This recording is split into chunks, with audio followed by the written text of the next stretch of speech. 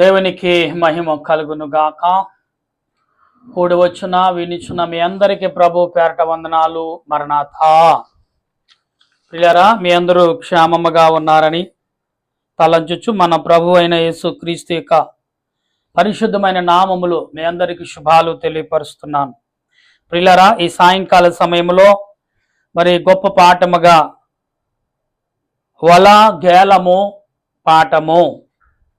వల అనే గ్యాలములో పడిపోకుండా పాఠము. దేవుడు ఏదో చెప్తున్నాడు. వల అనే జ్ఞాలములో అంటే వల అనే గ్యాలములో పడిపోకుండా మనం పాఠము నేర్చుకోవాలి. అటువంటి దేవుడి యొక్క వాక్యం కొరకు ప్రార్థన. సర్వోన్నతుడా, సర్వ సృష్టిని నీతిని పరిపాలించుచున్న సృష్టికర్తవైన తండ్రి, నీకు స్తోత్రాలు. సమయంలో నీ పాదములు ఎదుట మరొకసారి చేరి నేను స్తుతిస్తుండగా మా స్తుతులు అంగీకరించి నీ ఆత్మ ద్వారా, నీ ఆలోచన ద్వారా మమ్మల్ని సిద్ధపరిచి నడిపించిన ప్రభువా, నీకు వందనాలు. ఈ సాయంకాల సమయంలో ప్రభా, నీ బిడ్డల నీ ఎదుట నిలుచు నన్ను నా తలంపులు మరుగు చేయండి. నీ ఆత్మతో నింపండి. నీ సన్నిధి కాపుదల మాకు తోడుగా ఉంచమని, నీ ఆలోచన క్రియలు యావత్తు కూడా దయ చూపించమని నాయన, నీ దాసుడే నన్ను నీ సిలువ చాటుని మరుగుపరిచి నా కంఠస్వరని బోరుగా వాడుకుని ప్రభా, మీ బిడ్డలతో మీరే మాట్లాడమని ఆత్మరక్షణకర్త యేసుక్రీస్తు యొక్క పరిశుద్ధమైన నామంలో అడిగి ప్రార్థన చేయుచున్నాను పరమ తండ్రి, ఆమేన్. మన తండ్రి అయిన దేవుని సన్నిధి సహాయము తోడుగా ఉండును గాక, ఆమేన్. ప్రభునందు ప్రియా దేవుని బిడ్డలారా, వల అనే పాఠము అనగా ప్రియ వల అనే గ్యాలము అనే పాఠములో మనం పడిపోకూడదని, వల గ్యాలము అనే పాఠము, ఈ మూడు కూడా చాలా ఉత్తమైనగా, చాలా గొప్పగా కనబడుతున్నాయి. వాక్య గ్రంథంలో చూసినట్లు యెషయా గ్రంథము 58వ అధ్యాయము 55వ అధ్యాయము 8వ వచనము మనం చదువుతున్నప్పుడు, నా తలంపులు మీ తలంపుల వంటివి కావు, మీ త్రోవలు నా త్రోవ వంటివి కావు.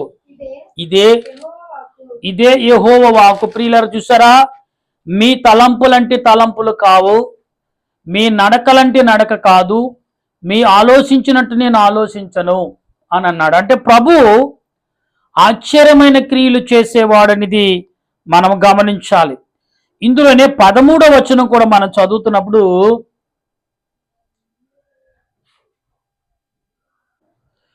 ప్రభునందు ప్రియా దేవుని బిడ్డలారా, ఆశ్చర్యకార్యాలు చేసే దేవుడు కాబట్టి మనం ఆశ్చర్యమైన క్రియలు మనం చదువుతున్నప్పుడు, ఇందులో 55వ అధ్యాయంలోని 13వ వచనం చదువుతున్నప్పుడు, ముళ్ళ చెట్లకు బదులుగా దేవదారు వృక్షములు మొలుచును,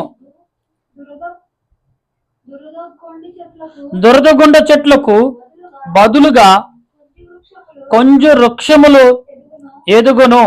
అది యెహోవాకు ఖ్యాతిగాను ఆయనకు కొట్టివేయబడిని నిత్యమైన జ్ఞాపక సూచనగాను. ప్రియులారా, ఇక్కడ చూసాడు, సూచనగా ఉండును అంటున్నాడు. అంటే దేవుడు తన క్రియలు ఇక్కడ అంశం ఏంటంటే ప్రియులారా, మనం చాలా ఆశ్చర్యమైన అంశం. ఏమండి, వల అనే మాటలో ప్రియులారా మనం దేంట్లో పడకూడదండి, వల అనే గ్యాలములో పడకుండానట్లు. ప్రియులారా, వల అనే సాతాను వేసే వలలో మనం పడిపోకుండా, ఎర్రకు పడిపోకుండా దేవుడు మనం కాపాడుకోవాలనేది దేవుడు. మనలంటి వాడు దేవుడు, మనలాగా ఆలోచించడంటే ఆయన ఎలా ఆలోచించాడు? ఆశ్చర్యంగా. ఆయన మాటలు కానీ, ఆయన క్రియలు కానీ వింత ఆలోచనకు తగ్గగా మరి ఆలోచింపు చేసినట్టుగా ఆయన మాటలు, ఆయన ఆలోచన క్రియలు ఉంటాయి.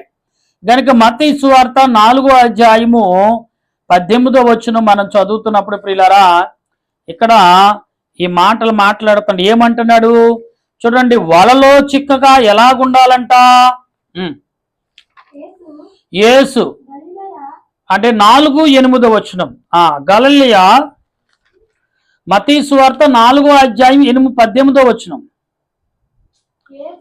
యేసు గలిలయ సముద్ర తీరమున నడుచుచుండగా పేతురు అనబడిన సీమోను అతని సహోదరుడైన ఆంద్రేయను ఇద్దరు సహోదరులను వలవేయబడి చూచి వారు జాలర్లు. ప్రియులారు, ఇక్కడ యేసు ప్రభు అంటున్నాడు వారిని చూసి, మీరు ఇటు రండి అని పిలవగా వచ్చారు. ఏంటయ్యా అంటే, మీరు ఇప్పుడు వరకు చేపలు పట్టారు కాబట్టి ఇక్కడి నుంచి మనుషులు పట్టే జాలర్లుగా చేస్తానన్నాడు. సాతాను గాడు ఉచ్చులో పడకుండా ఉండాలంటే దేవుని రెక్కల నీడలోకి వచ్చేయాలి. దేవుని రెక్కల నీడలో ఉండి మనం మాట్లాడగలిగి ఉండాలి. అప్పుడే గొప్ప ఆశ్చర్యం. 22వ వచనంలో, అందులోనే 4:22లో, వెంటనే వారు తమ దోణును తమ తండ్రిని విడిచిపెట్టి ఆయనను వెంబడించులు. ఏం చేశారంటే వెంటనే అన్నాడు. ఇక్కడ వెంటనే యేసు ప్రభు ఏమన్నాడు? ఇక్కడ 12:21 వచనం చదువు అందులో పైన. ఆయన అక్కడ నుండి వెళ్ళి జెబెదయి కుమారుడైన యాకోబు అతని సహోదరుడైన యోహాను అను మరి ఇద్దరును సహోదరులను తమ తండ్రి అయిన జెబెదయి యొద్ద దోణిలో తమ వలలు బాగు చేసుకొనుచుండగా వారిని, అంటే వాళ్ళ చేపలు పట్టి అలసిపోయి ఇంకా రేపటి గురించి చూద్దాని, రేపటి కొరకు వలలు బాగు చేసుకున్నప్పుడు యేసు ప్రభు పిలిచి అంటున్న మాటని మనం ఆల్రెడీ వింటున్నాం. ప్రియులారా, ఈరోజు సాతాను యొక్క క్రియలో ఇంకొక మన 2 వచనాలు చదువుకుని మీకు వివరించిన ప్రయత్నం చేస్తా. ఆదికాండం అపోస్తుల కార్యము 26వ అధ్యాయము ఇక్కడ 25వ వచనంలో మాట్లాడుతున్న మాటలని మనం గమనిస్తున్నప్పుడు 26లో మరి కనబడుతున్న ఈ మాటలు మనం గమనిస్తే ఏమంటున్నాడు? 26వ అధ్యాయము 25వ వచనంలో, అందుకు పౌలు ఇలాగాను ఇట్లాను మహాఘనత వహించిన పోస్తూ నేను ఆ అపోస్తుడైన నేను వెరివాడిను కాని గాని సత్యమును స్వస్థ బుద్ధియు గల మాటలను చెప్పుచున్నాను. ప్రియులారు, ఇక్కడ చక్కడ 29 కూడా చదవమ్మా. అందుకు పౌలు సులభముగాను దుర్లభయముగాను తమరు మాత్రము కాదు, నేడు నా మాట వినివారందరూ ఈ బంధకములను తప్ప నావలే ఉండునట్లు దేవుడు అనుగ్రహించునుగాక అని. ప్రియులరా, చక్కటి మాటలు. అంటే సాతాను గాడు వల అనే గ్యాలములో పడకుండా మనము జాగ్రత్త పడాలి అనే మాటను రోమా పత్రిక నుండి ఒక వచనం చదువుకుని వివరణిస్తాను దీని భావము మీకు. రోమా పత్రిక 10వ అధ్యాయము 4వ వచనం చదువుతున్నప్పుడు ఇక్కడ కనబడుతున్న మాటలని మనం గమనించాలి ఒకసారి. పిల్లరా, 10:4లో మాట్లాడుతున్న మాటల్ని అపోస్తుడైన పౌలు అంటాడు, రోమా సంఘానికి రాస్తున్న మాటలు,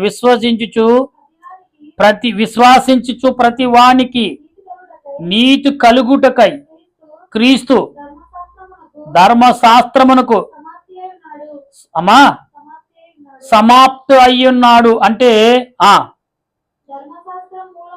ధర్మశాస్త్ర మూలమగు నీతిని నెరవేర్చేవాడు దాని వలననే జీవించునని మోషే. చూసారండి, అంటే ధర్మశాస్త్రం అంటే ఇక్కడ పిల్లరా ఈ సాతాను వేసేవు వలలో అనే జ్ఞాలములో పడిపోకుండా కాపాడుకునుట. అంటే సాతాను అంటే వల అనే జ్ఞాలములో పడకుండా కాపాడుకునుట అంటే ఎలా కాపాడుకోవాలి, ఎలాగ అసలు మనం ఈ రోజున ఉండాలంటే భక్తులు ఇన్ని మాటలు మనకు చెప్పారే, ఈ మాటలన్నీ కూడా మనుషుల కొరకేనంటే అవును అని బైబిల్ గ్రంథము చెప్తున్నది.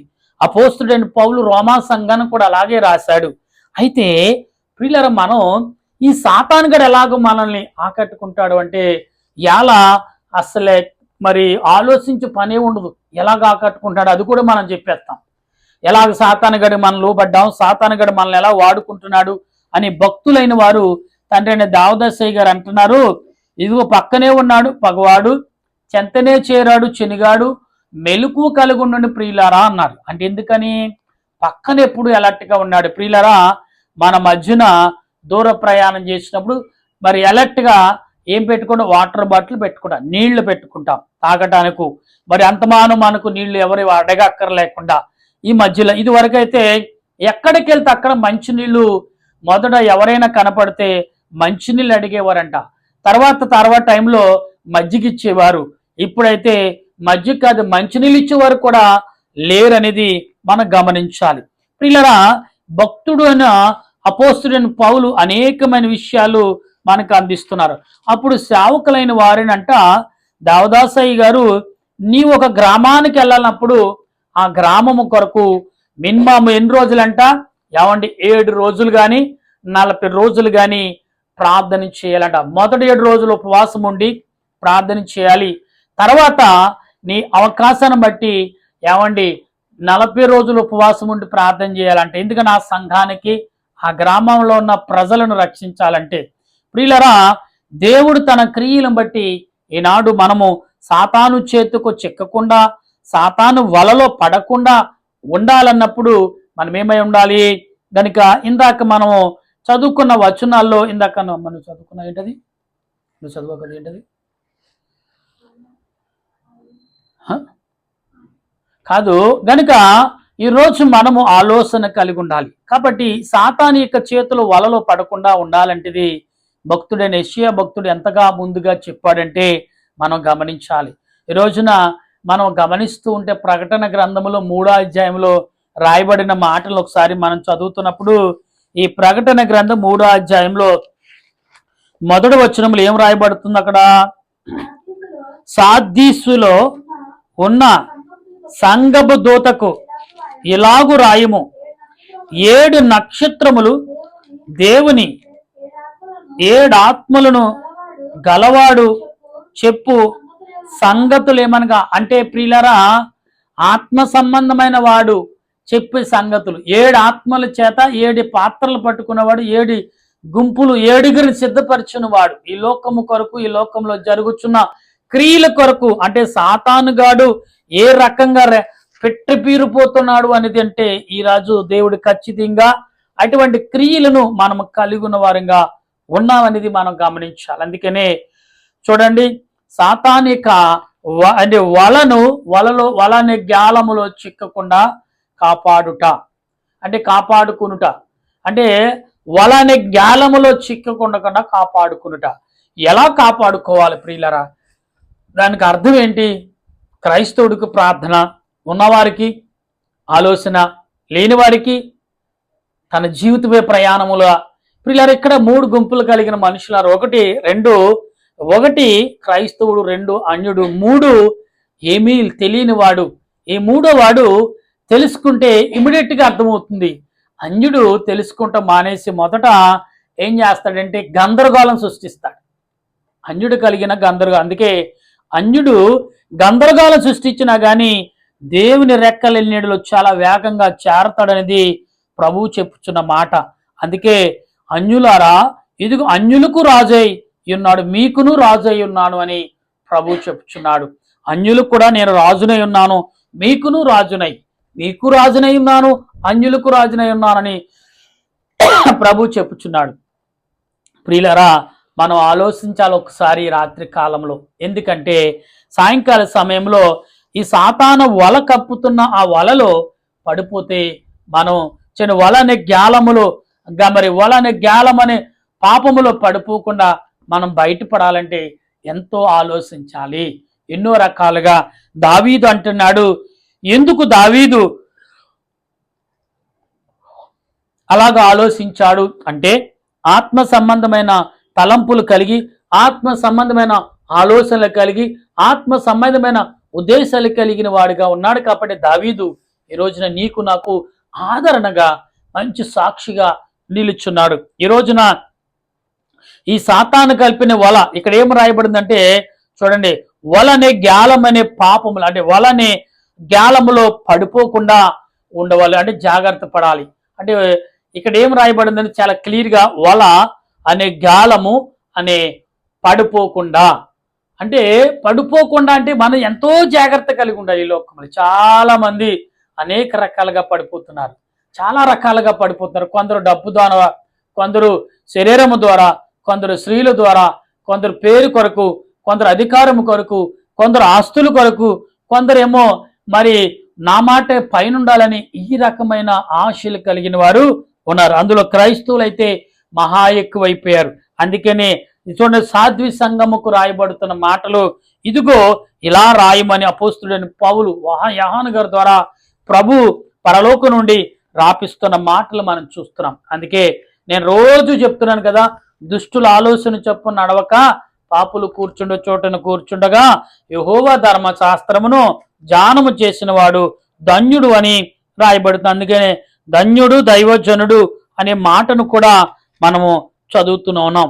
ప్రియులరా, ఈ సాయంకాల సమయంలో దేవుడు నీతో నాతో మాట్లాడుచున్నాడు అంటే దాని ఆత్మ సంబంధమైన తలంపులు కలిగి మనం మాట్లాడగలిగి ఉండాలి. అప్పుడే మనము దేవుని ఎడల విశ్వాసము, నమ్మకము, ప్రేమ, ఆదరణ తండ్రి మనం కలిగి ఉంటాం. అప్పుడే నీ మాట ప్రభు వింటారు, ప్రభు మాట నీకు వినపడుతుంది. అందుకని సాతాను అనే వలలో పడిపోకుండా మనం ఏం చేయాలంటే భద్రపడాలి, జాగ్రత్తలు తీసుకోవాలి, ఏంటి కంగారు పడకూడదు. రెండోది, నీవు ఈ లోకము వైపు అస్సలే చూడకూడదు. లోకం నీ వైపు చూస్తున్నప్పుడు నువ్వు లోకం వైపు చూసే పని లేదు. లోకం నిన్ను వెంబడించాలి కానీ లోకాన్ని నువ్వు వెంబడించకూడదు. ధనము నిన్ను వెంబడించాలి కానీ ధనం నువ్వు ధనం వైపు వెంబడించావు అనుకోండి, పిచ్చోడు అయిపోతావు. ధనం నీ వెనకాల వెంబడించింది అనుకోండి, నువ్వు పిచ్చోడు కావు, నిన్ను గొప్పవాడిని చేస్తుంది. ఎందుకని అందుకే ధనపేక్ష కలగకుండా, ధనం వైపు తిరగకుండా, ధన వైపు చూడకుండా నీవున్న నాడు దేవుడు నిన్ను ధనము నీ వైపు తిప్పేలాగా. అందుకే జ్ఞానాన్ని సొలొమోను అంటాడు, ఏమని, తండ్రి నాకు తెలివిని జ్ఞానం ఇమ్మన్నాడు. ఏమన్నాడు ప్రభు అప్పుడు, ఇదిగో సొలొమోను, నీవు జ్ఞానమును తెలివిని అడిగావు, బంగారం ఎండిని ఆస్తిని అంతస్తును అధికారాన్ని కోరలేదు కాబట్టి ఇదిగో నీకు అన్ని ఇచ్చేస్తున్నాను అన్నాడు ప్రభు. కాబట్టి మరి సొలొమోను తన చేసిన తీర్పులు కానీ, అతను చెప్తున్న మాటలు కానీ ఆనాడు ప్రజలంతా చాలా ఇష్టముగా సొలొమోను రాజు రాజసింహాసనం తీర్పు తీరుస్తున్నాడంటే తండ్రులుగా జనాలు కుప్పలుగా వచ్చేసి ఆయన మాటలు వినేవారంట. ఇలా అప్పట్లో అంటే రాజు అయిన సొలొమోను జ్ఞానైన సొలొమోను రాజు ఎంత ఆత్మీయ తండ్రిని మరి కలిగి ఉన్నాడు, అంతగానే నష్టపోయాడు కూడా. కనుక ఇప్పుడు గమనించండి ప్రియులారా, మరి స్త్రీ యొక్క అమోహమును, ఇలాగే స్త్రీ యొక్క వలలో పడిన వారు ఏమైపోయారో అనేది మనకు తెలుసు. అని సంసోను పరిస్థితి మన అందరికీ తెలుసు, అలాగే దావీదు పరిస్థితి మన అందరికీ తెలుసు. తండ్రి మరి చూడండి, భక్తుడైన యెషయా భక్తుడు, మరి ఇర్మియా భక్తుడి కుమారుడు, లేకపోతే నిర్గమకాండములో సంఖ్యాకాండములు రాస్తుండే భక్తుల యొక్క దైవజనుల కుమారులు ఏమైపోయారు మన అందరికీ తెలుసు. కానీ ఇక్కడ సాతాను యొక్క లోకం వైపు, లోకమైన వలలో పడిపోకుండా దేవుని యొక్క రెక్కల నీడలో ఉండగల కృపను పరిశుద్ధాత్మ దేవుడు ఈ సాయంకాల పూట మనందరికి అందించి బలపరచునుగాక. ఆమేన్. ప్రార్థన చేద్దాం. మహోన్నతుడా, నీకు స్తోత్రాలు, దయగల తండ్రి వందనాలు, కరుణామయుడ స్తుతులు చెల్లిస్తున్నాను. ఈ సాయంకాల సమయంలో నేను ప్రార్థిస్తుండగా నీ ఆత్మ నడిపింపును, నీ సన్నిధి కాపుదల నాకు మాకును ప్రభా, బిడ్డలైన వారుకును యవనస్తులకును అందరికీ దయచేయండి ప్రభా. నీ ఆలోచన క్రియలు బట్టి ప్రతి వారు కూడా నీ రెక్కల నీడలో ఉండుటకు నీ సహాయం దయచేయండి. నీ మేలుతో నింపండి ప్రభా. ఇదిగో దాన్ని యవన బిడ్డలు సాతాను చేతుల్లో ఉచ్చులో పడిపోకుండా, సాతానుని వలని జ్ఞానములో పడిపోకుండా కాపాడమని తండ్రి నాయన బిడ్డలు రెక్కల నీళ్ళు నీ వచ్చినట్లుగా సహాయము దయచేయమని ఈనాడు యవన కుమార్తెలు అందరూ నీ బిడ్డలైన వారు అందరూ నీ ఎడల భయభక్తులు కలిగి, వినయము కలిగి, విధేయత కలిగి ప్రార్థించే కృప అందించమని ఆత్మరూప రక్షణకర్త అయిన యేసుక్రీస్తు ప్రభు నామములో అడిగి బ్రతిమాలుచున్నాను పరమ తండ్రి. ఆమేన్. మన తండ్రి అయిన దేవుని కృప, త్రియేక దేవుని సహాయము అన్ని వేళలా సదా తోడుగా ఉండి ఆయన రాకడకు సిద్ధపరచునుగాక. ఆమేన్, ఆమేన్, ఆమేన్. మీ అందరికీ మరణాత.